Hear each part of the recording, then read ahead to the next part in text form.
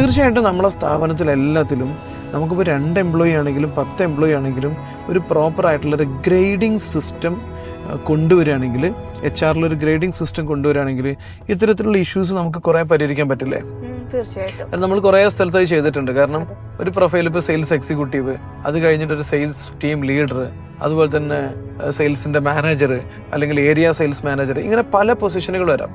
അപ്പോൾ ഓരോ പൊസിഷനിലും വേണ്ട ഡിമാൻഡ് ചെയ്യുന്ന പ്രൊഫൈൽ എന്താണ്, എത്ര ക്വാളിഫിക്കേഷൻ വേണം, എത്ര റിസൾട്ട് ഉണ്ടാക്കുന്ന ആളായിരിക്കണം, എത്ര വർഷത്തെ എക്സ്പീരിയൻസ് വേണം, എങ്ങനെയാണത് അത് മീറ്റ് ചെയ്യുന്ന ആ റിസൾട്ട് പ്രൊഡ്യൂസ് ചെയ്യുന്ന ആളായിരിക്കും ആ ഒരു റിക്വയർമെൻറ്റ് വരുമുണ്ടാവുക. അങ്ങനെ വന്നു കഴിഞ്ഞാൽ ആ ഗ്രേഡിൽ അയാളുടെ ബേസിക് സാലറി എത്രയായിരിക്കും, ഇൻസെൻറ്റീവ് എത്രയായിരിക്കും എന്ന് നേരത്തെ സെറ്റ് ചെയ്ത് കഴിഞ്ഞാൽ സ്വാഭാവികമായിട്ട് പിന്നെ ആ പ്രശ്നം വരുന്നില്ല. നേരെ മറിച്ച് ഇവിടെ ഞാൻ മനസ്സിലാക്കിയൊരു സംഭവം എന്താണെന്ന് വെച്ച് കഴിഞ്ഞാൽ, ഈ കച്ചവടക്കാരുടെ ഒക്കെ പ്രശ്നം, ഇവരിങ്ങനെ ഒരു സിസ്റ്റം ഒന്നും ഉണ്ടാക്കില്ല. ഒരാളിപ്പോൾ 8,000 രൂപയ്ക്കായിരിക്കും ജോലിക്ക് കയറിയിട്ടുണ്ടാവുക, അല്ലെങ്കിൽ 10,000 രൂപയ്ക്കോ 20,000 രൂപയ്ക്ക് എന്തോ ആവട്ടെ കയറിയിട്ടുണ്ടാവും. അയാൾ നന്നായിട്ട് പെർഫോം ചെയ്യുമ്പോൾ ആ ഒരു സ്റ്റേജ് എത്തുമ്പോൾ അയാളുടെ ആ 8,000-ന്റെ 1,000 രൂപയോ 2,000 രൂപയായിരിക്കും കൂട്ടി കൊടുക്കുന്നത്. 500 രൂപ വരെ കൂട്ടി കൊടുക്കുന്ന കമ്പനീസ് ഉണ്ട്. അതെ, ഞാൻ കണ്ടിട്ടുണ്ട്. ഒരു മറിമായത്തിലൊരു ഈ റീസെന്റ് ആയിട്ട് ഞാനൊരു വീഡിയോ കണ്ടായിരുന്നു. അപ്പൊ അതിനകത്ത് 125 രൂപയാണ് ഒരാൾക്ക് കൂട്ടി കൊടുത്ത്. പണ്ട് എൻ്റെ ഫാദർ വർക്ക് ചെയ്യുന്ന സമയത്ത് എൻ്റെ ഫാദറിന് 100 റിയാലൊക്കെ അങ്ങനെ കൂട്ടി കൊടുത്ത് പറയാറുണ്ടായിരുന്നു. അപ്പോൾ ഈ പറഞ്ഞു വന്നതെന്ന് വെച്ചാൽ, ഇപ്പൊ ഇയാൾ ജോയിൻ ചെയ്തത് 10,000 രൂപയ്ക്കാണെങ്കിൽ ഇയാൾക്കൊരു 2,000 രൂപ കൂട്ടി കൊടുത്താൽ 12,000 രൂപയായി. നേരെ മറിച്ച് ഒരു 15,000 രൂപയ്ക്ക് ജോയിൻ ചെയ്ത ഒരാൾക്കും ഇതേപോലെ 2,000 കൂട്ടി കൊടുക്കുമ്പോൾ അവിടെ 17,000 രൂപയാണ്.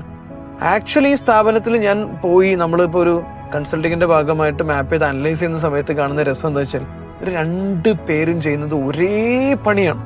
പലപ്പോഴും കുറച്ചും കൂടെ ബെറ്റർ ആയിട്ട് ഈ കുറഞ്ഞ ശമ്പളമുള്ള ആൾ പണിയെടുക്കും കൂടെ ചെയ്തു കഴിഞ്ഞാൽ ലോങ് ടൈമിലേക്ക് അയാൾ അവിടെ നിൽക്കുമോ? ഒരിക്കലും ഇല്ല, ഒരിക്കലും നിൽക്കാൻ പറ്റില്ല. അപ്പൊ ഇത് പരിഹരിക്കണമെങ്കിൽ ഏറ്റവും ഇമ്പോർട്ടൻ്റ് ആയിട്ട് ചെയ്യേണ്ടത് ഗ്രേഡിംഗ് സിസ്റ്റം കൊണ്ടുവരിക. ആ ജോലി ചെയ്യുന്ന ആളുകൾക്ക് മിനിമം എല്ലാവരുടെയും സാലറി ഇതായിരിക്കും എന്ന് പറയാം. അതിന്റെ അപ്പുറത്തേക്ക് അയാൾ പെർഫോം ചെയ്യുന്നുണ്ടെങ്കിൽ ആനുവൽ ഇൻക്രിമെന്റിന്റെ പെർസെന്റേജ് വെച്ചാൽ മതി. അതിനൊരു KPI വെച്ചിട്ട് ആ KPIന്റെ സ്കോർ കാർഡിനെ ബേസ് ചെയ്തിട്ട് വന്നാൽ മതി. അപ്പൊ ആനുവലി ടോട്ടൽ KPIയിൽ നിങ്ങളുടെ പെർഫോമൻസ് ഒരു 80% മുകളിൽ വന്നിട്ടുണ്ടെങ്കിൽ നിങ്ങൾക്ക് ഇൻക്രിമെന്റിന്റെ പെർസെന്റേജ് ഇത്രയായിരിക്കും. 100% ആണ് നിങ്ങളുടെ KPI പെർഫോമൻസ് ഉള്ളതെങ്കിൽ നിങ്ങളുടെ ഇൻക്രിമെന്റ് പെർസെന്റേജ് ഇത്രയായിരിക്കും. അങ്ങനെ പറഞ്ഞു കഴിഞ്ഞാൽ ഈ സാധനം കംപ്ലീറ്റ്ലി പെർഫോമൻസ് ഡ്രിവൺ ആവും.